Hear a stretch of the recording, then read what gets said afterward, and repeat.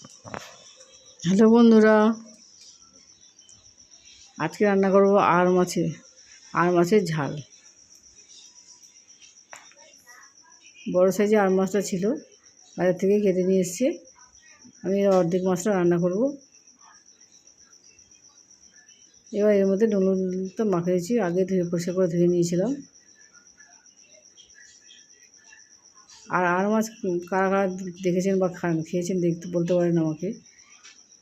আর মাছ কিন্তু একটা সুস্বাদু মাছ। বল মাছ যেমন খেতে ভালো, বল মাছের মতো আর মাছও খেতে ভালো। আর মাছেরও বেশি কাটা নেই, মোটা একটা মাছের কাটাই বলতে পারেন। এত নরম মাছটা খেতে এত সুস্বাদু, বাড়িতে অবশ্যই একবার খেয়ে দেখুন। বাইরে থেকে এনে দেখুন, খেতে খুবই ভালো লাগবে। মাছগুলোকে আমি কেটে প্রথমে ভাজতে নিয়েছি। ভালো করে কড়া করে ভেজে নেব। মাছটা টাটকাই ছিল।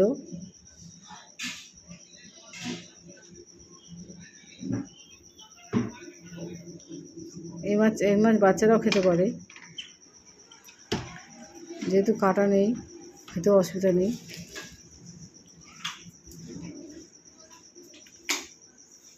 এবার একা করে আমি দুবার এই মাছটা ভালোভাবে করে ভেজে নিচ্ছি। একবার বেশি মাছ দেবো না, অল্প অল্প করে মাছটা ভেজে নিচ্ছি। আমি সর্ষের তেল দিয়ে রান্না করতে ভালোবাসি। সর্ষের তেলে ভালো গন্ধটা বেরোয়, ঝাঁসটা যে বেরোয়, এতে মাছটার স্বাদও বেড়ে যায়।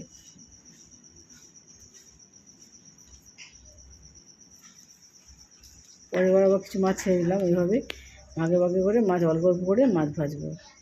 একবার বেশি মাছ ভাজলে ভেঙে যেতে পারে।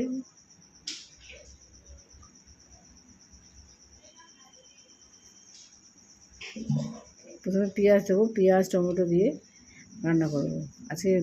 আর অন্য কিছু বিশেষ কিছু দেবো না। টাটকা মাছ হলে বিশেষ কিছু দেওয়ার প্রয়োজন পড়ে না। এর মধ্যে আদা রসুন কিছুই দেবো না, তাও দেখবেন খেতে কত ভালো হয়েছে।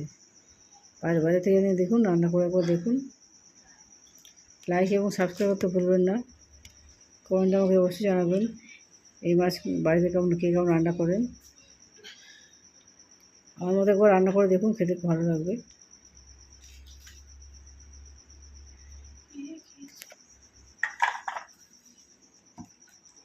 আমি পেঁয়াজটা প্রথম কেটে নিয়েছি, দিয়ে মাছ ভাজতে ভাজতে পেঁয়াজ কেটে নিয়েছি আমি। টমেটোটাকেও কেটে নিয়েছিলাম।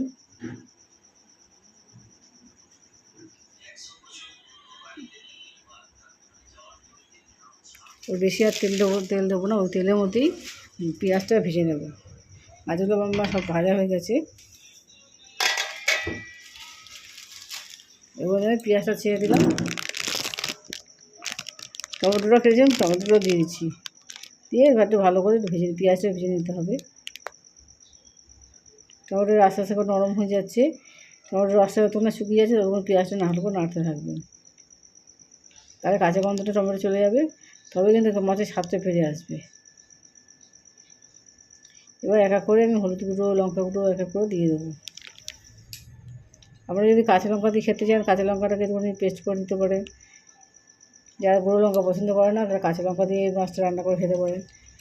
তবে সেক্ষেত্রে কাঁচা লঙ্কাটাকে একটু পেস্ট করে নেবেন, তত খেতে ভালো হবে। যদি গুঁড়ো মশলা দিয়ে সামান্য পরিমাণ জল দিয়ে দিয়েছি, দিয়ে আবার কষাবো।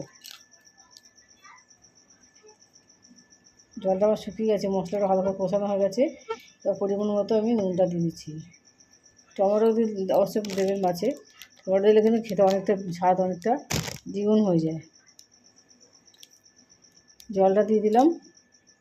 বেশি জল দেবো না, যতটা মাছ সেই অনুযায়ী জল দেবো, যাতে বেশি করে ঝোল যেহেতু করছে না, শুকনো শুকনো করে রান্না করব। অল্প পরিমাণে জলটা দিতে হবে। মাছটা আমি দিয়ে ভালো করে ফুটাতে দিতে হবে।